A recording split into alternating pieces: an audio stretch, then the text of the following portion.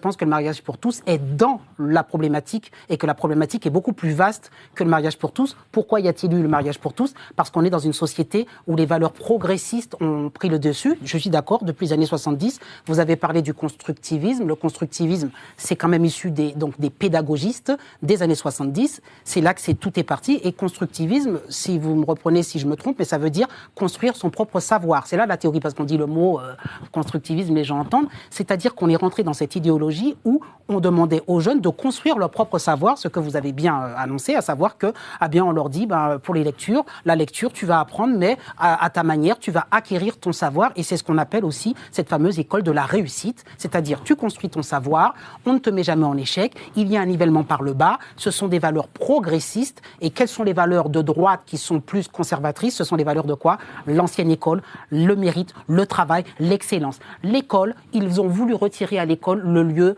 Alors, le mot est fort si je dis que l'école est un lieu de compétition, mais je le pense, mais c'est pas ça. C'est un lieu de sélection. L'école est un lieu de sélection. On ne veut plus de ça. Aujourd'hui, tout le monde doit accéder au savoir avec donc les idées progressistes, c'est-à-dire on donne sa chance à tout le monde, on fait un nivellement par le bas, on est illettré, mais c'est pas grave, jusqu'au bac, jusqu'après le bac, 95% des gens seront bacheliers, et puis quand ils seront bacheliers, moi je le vois aussi parce que je fais du recrutement, plus personne ne sait écrire. Elle a été gentille quand elle a parlé de division, mais alors là, je crois qu'il y a des gens, ils passent le bac, ils savent pas ce que c'est qu'une division. C'est sérieux, on arrive à là, mais je pense que c'est un calcul politique derrière. Effectivement, on en avait parlé, un abêtissement de la société. Mais pourquoi l'abêtissement? Parce qu'on a les élites, moi je pense que c'est vraiment, on est comme le monde d'en haut, le monde d'en bas. Je vous l'ai dit, vous l'avez bien vu, Pape Ndiaye met pas ses enfants dans l'école publique. Vous avez vu la dernière, ministre de l'Éducation, elle a démissionné pour ça, parce qu'on lui a reproché que ses enfants étaient Castéra. Voilà, Castéra. C'est la même chose, c'est-à-dire qu'en fait, les élites n'en ont rien à faire du peuple.